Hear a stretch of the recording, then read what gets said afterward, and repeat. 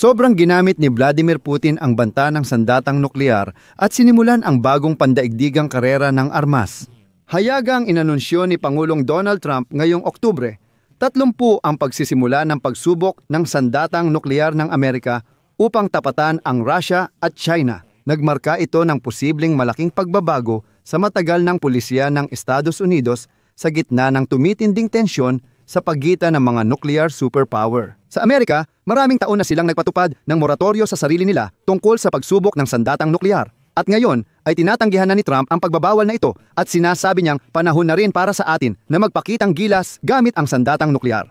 Interesante, sinabi ni Trump na ito ay tugon sa mga pagsubok ng sandatang nuklear ng ibang mga bansa.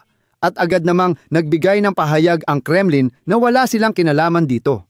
Ayon kay Kremlin spokesperson Dmitry Peskov, hindi dapat masaktan ang loob ni Trump sa pagsubok nila ng Burevestnik missile. Sabi niya, hindi naman ito nuclear test.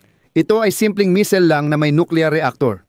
At parang wala namang masama na nangyari. At may katotohanan din doon. Ayon sa datos ng United Nations, 3 bansa lang, India, Pakistan at Hilagang Korea, ang nag-test ng nuclear weapons matapos ang pagbabawal noong 1976. Kung akala ni Putin na walang tutugon sa pananakot niya gamit ang Burevestnik, Poseidon at iba pang missile, nagkakamali siya. Ngayon, si Donald Trump na ang nagpapataas ng tensyon. Ako si Alexi Pichi, Oktubre 30 ngayon. Susunod, tatalakayin natin ang lahat ng sunod-sunod. Pero bago natin simulan ang episode na ito, hinihiling ko sa inyo na mag-subscribe sa channel na ito, mag-like at mag-iwan ng kahit anong komento sa episode na ito. Mag-subscribe din sa Telegram channel kong Pichi News. Ang link ay nasa video description. Doon kami nagpo-post ng mga napapanahong balita agad-agad. Kung gusto ninyong suportahan ang operasyon ng YouTube channel na ito, maaari ninyong gawin ito sa pamamagitan ng kahit anong donasyon o pagiging sponsor dito sa YouTube. Makikita sa video description ang lahat ng link at detalye kung paano ito gawin. Nakasulat doon, suportahan ang channel ni Alexi Pichi. Pumili ng anumang komportableng format. Lubos ang pasasalamat ko sa anumang suporta ninyo. Ngayong araw, inanunsyo ni Trump na mag-uumpisa ang United States ng nuclear tests bilang tugon sa banta ng Russia gamit ang intercontinental missiles. Ginawa pa ni Trump ang pahayag na ito ilang minuto bago ang pinakahihintay niyang pagkikita kay Xi Jinping, leader ng China sa Busan, Timog Korea, na tinawag na mahalagang negosasyon ng Ukraine para maibalik ang katatagan matapos ang halos 1 taon ng kaguluhan sa kalakalan at ekonomiya. Sa Truth Social, sinabi ni Trump na mas marami ang nuclear weapons ng Estados Unidos kaysa ibang bansa. Sunod niyang binanggit ang Russia bilang pangalawa at China na malayong pangatlo pero humahabol. Dahil sa ginagawa ng ibang mga bansa na mga testing program, inatasan ko ang Department of Defense na simulan ang pagsubok ng ating nuclear weapons sa patas na paraan. Agad sisimulan ang proseso. Dito, syempre, hindi agad naging malinaw kung ang tinutukoy ba ni Trump ay ang pagsubok ng nuclear weapons mismo o ang pagsubok ng weapon system na kayang magdala ng nuclear charge. Ibig sabihin, magkaiba talaga ang mga bagay na ito at malakas magmanipula ang mga Ruso sa issue. Noong 1900, naraan 70 dekada, walang isa sa 3 pinakamalalaking military power sa mundo, Russia at China. Hindi nagsagawa ng nuclear weapons testing ang Estados Unidos. At ang huling kilalang pagsubok ay ginawa ng China noong 1976. Pagkatapos nito ay lumitaw ang internasyonal na kasunduan. Oo, nagkaroon pa ng mga pagsubok ang Hilagang Korea noong 2017 pero hindi ito kabilang sa 3 pinakamalalaking nuclear power. Huling nagsagawa ng nuclear testing ang Estados Unidos noong 1972. Pagkatapos nito ay nagpatupad sila ng voluntaryong moratorium sa ganitong mga pagsubok ng pampasabog na materyales. Hindi rin malinaw kung gaano kabilis muling makakapagsagawa ng mga nuclear test ang Estados Unidos. Bakit? Dahil, halimbawa, ayon sa ulat ng Congressional Research Service noong Agosto, kapag naglabas ng kaukulang utos ang presidente ng Estados Unidos, aabutin ng 24 hanggang 36 na buwan bago maisagawa ang pagsubok ng sandatang nuklear. Mahalagang tandaan na ang pagbabago ng polisiya ni Trump ay nangyayari sa mahirap na panahong geopolitikal, kung saan ang lumalalang tunggalian ng Estados Unidos at China ay kahawig ng Cold War. Samantala, ang digmaan ng Rusya laban sa Ukraine ay nagdudulot ng mas mataas na panganib ng mas malawak na sagupaan sa pagitan ng Moscow at Kanluran. Maingat ngayong binabantayan ng Washington kung paano patuloy na nagde-develop at sumusubok ng makabagong armas ang China at Rusya na kayang maghatid ng mga nuclear warhead.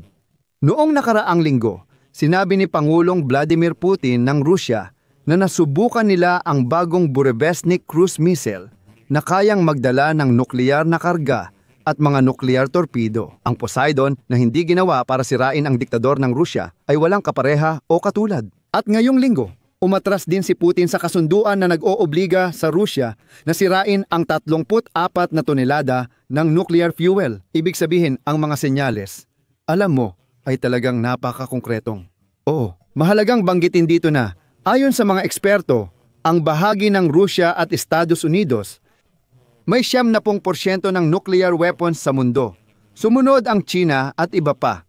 Gayunpaman, ang pahayag na ito ni Trump ay malinaw na nagdulot ng takot sa mga Ruso. Ayon kay Kremlin spokesperson Dmitry Peskov, kikilos ang Rusya kung may bansang lalabag sa moratoryo sa nuklear na pagsubok.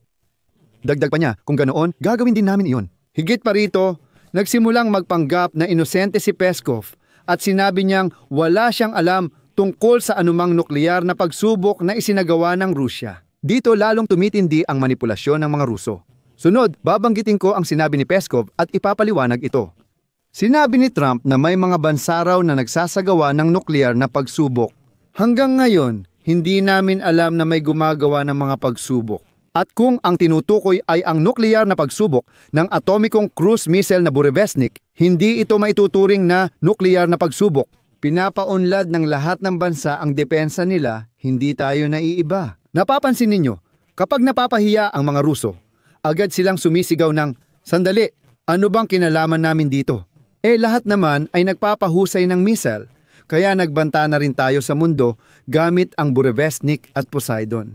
Oo, nangyari ito pagkatapos natanggihan si Putin sa Washington. At sabihing hindi makikipagkita si Trump sa diktador na ito dahil wala namang saysay. Sabi ng mga Ruso, lahat sumusubok kaya tayo rin. Nasaan daw ang manipulasyon? Ang manipulasyon ay nasa katotohanan na oo, totoo. Kung susundin natin ang letra ng batas, kumbaga, hindi nagsagawa ng nuclear test ang Russia. Ang ginawa ng Russia ay pagsubok ng tagapagdala ng sandatang nukleyar na medyo iba. Ngayon, kapag sinabi ni Trump na magsasagawa siya ng sariling nuclear test, lumilitaw ang tanong kung ito ba ay mismong sandatang nukleyar o tagapagdala nito ang sinusubok. Ibig sabihin, ito ay tugon sa mga Burevestnik, Poseidon ng Russia at iba pa. Pero, ika nga, hindi lang Russia ang pinag-uusapan dito. Ayon sa Pentagon, mabilis na pinapalakas ng China ang nuclear arsenal nila at posibleng umabot sa 1,000 nuclear warheads pagdating ng dekada. Batay sa Federation of American Scientists, nagtayo ang China ng hindi bababa sa 3 pasilidad para sa ballistic missile launch nitong mga nakaraang taon. Noong 2024, nag-test launch ito ng Intercontinental Ballistic Missile sa Pacific Ocean. Sa military parade sa Beijing noong Setyembre, unang ipinakita ng China ang Nuclear Triad, sistemang naglalabas ng missile na may sandatang nuklear.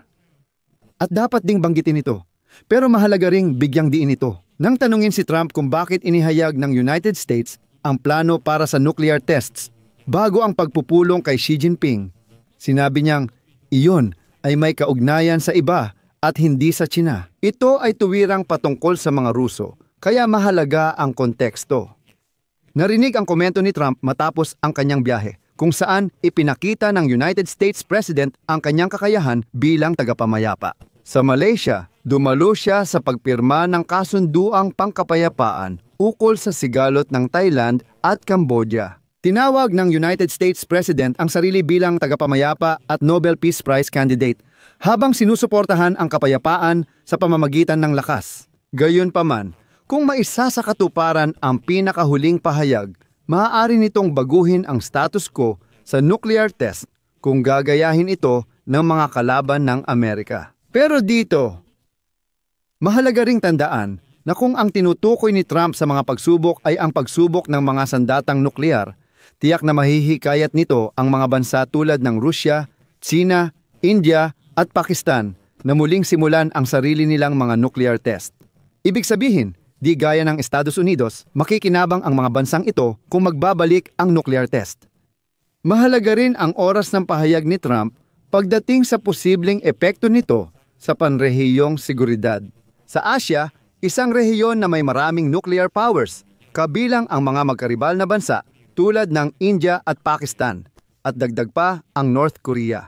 Sa totoo lang, ang North Korea ang responsable sa pinakahuling nuclear test sa mundo na isinagawa noong 2017 at sa katunayan, sila rin ang may gawa ng lahat ng nuclear tests na isinagawa sa ika-21 siglo. Batay sa datos ng United Nations, tanging India, Pakistan at North Korea lang ang nag-test ng nuclear weapons matapos ang kasunduan noong 1996. Sa kabuuan, sa kasamaang palad, may mga palatandaan ngayon na nagsisimula na ang isang bagong panahon ng nuclear testing. Paalala, 2023 pa ito. Iniulat dati ng Cable News Network base sa satellite images na ang Estados Unidos, Russia at China ay nagtayo ng mga bagong pasilidad at naghukay ng mga bagong lagusan sa kanilang nuclear testing sites nitong mga nakaraang taon. Ipinapahiwatig nito na naghahanda na ang tatlong bansa para sa posibleng pagsubok sa hinaharap. Dito ako maglalagay ng ellipsis. Isulat ninyo ang inyong opinyon at mga konklusyon sa mga komento sa ilalim ng episode na ito. Mag-subscribe kayo sa channel, pindutin ang kampanilya at huwag kalimutang mag-like. Hanggang dito muna. Ingat kayo, paalam!